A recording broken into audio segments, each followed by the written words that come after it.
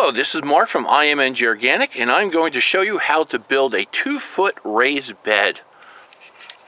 You have a choice of building a round one, which is 5 feet in diameter, or this square one, which is 4 feet square.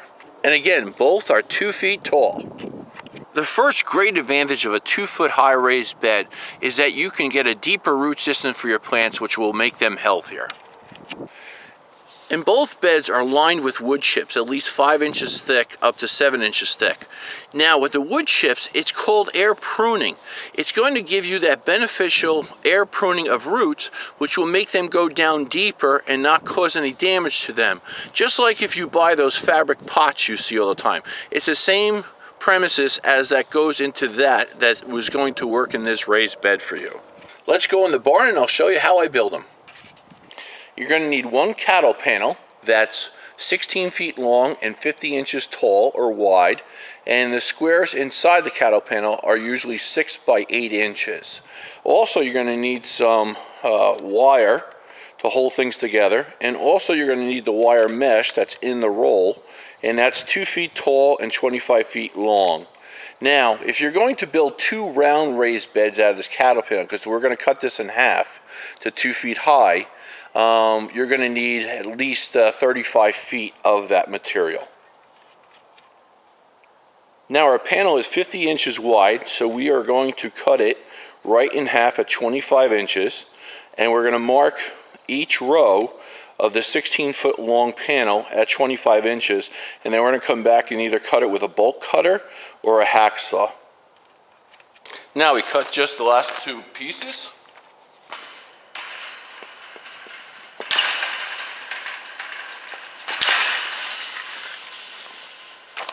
Now we have 2 panels that are 16 feet long and 2 feet high, or actually 25 inches high.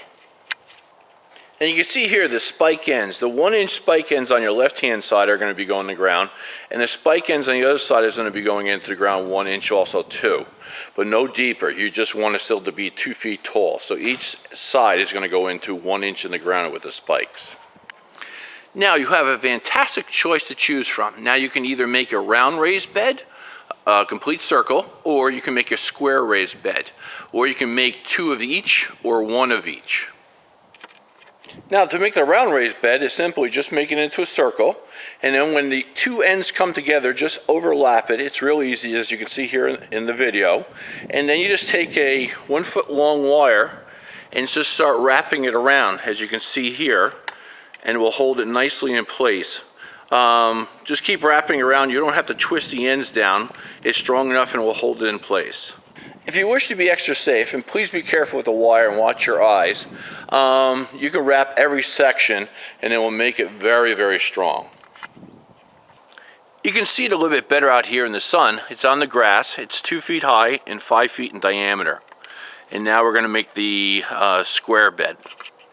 So to make the square foot raised bed, you're going to simply just bend it every 4 feet.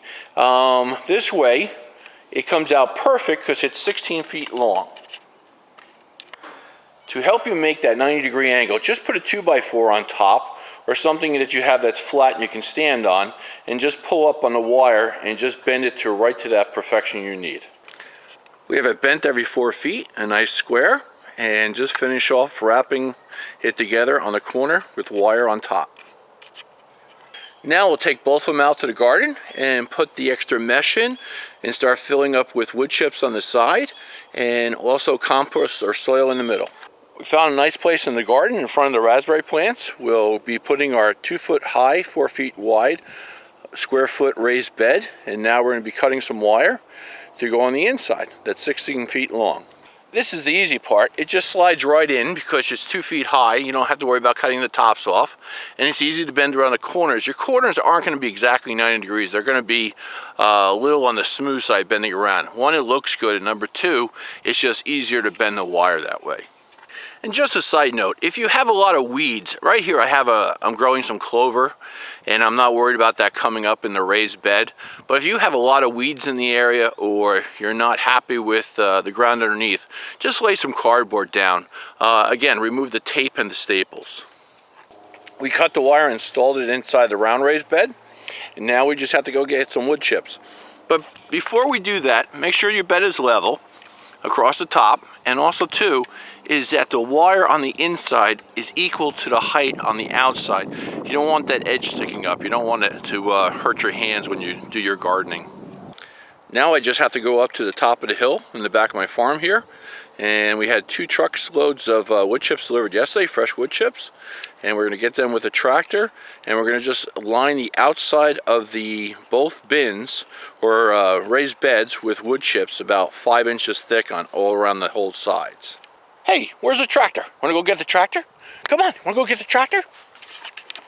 Now we got our bucket load of wood chips, and we're just gonna place them on the outside. We're only gonna go about 5 inches deep around the edge and about maybe say 5 to 6 inches tall. And then we'll fill the middle up with soil or compost, and we'll just keep layering it up all the way up to the top.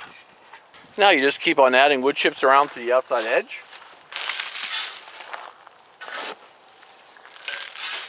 You got your first layer in. Now that whole layer goes around the whole outside edge, and now you're just going to fill up the middle with your compost or your soil.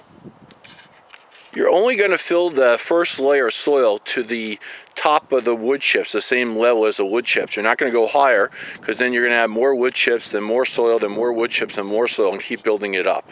Now I have 1-year-old leaf mold that I'm going to be filling up, and we even got a couple of worms in there, and that will be helpful to our raised bed. Now we have our compost in the middle, or leaf mold, and we also have about 5 to 7 inches of wood chips all around the edge. And now we just keep on layering up the top.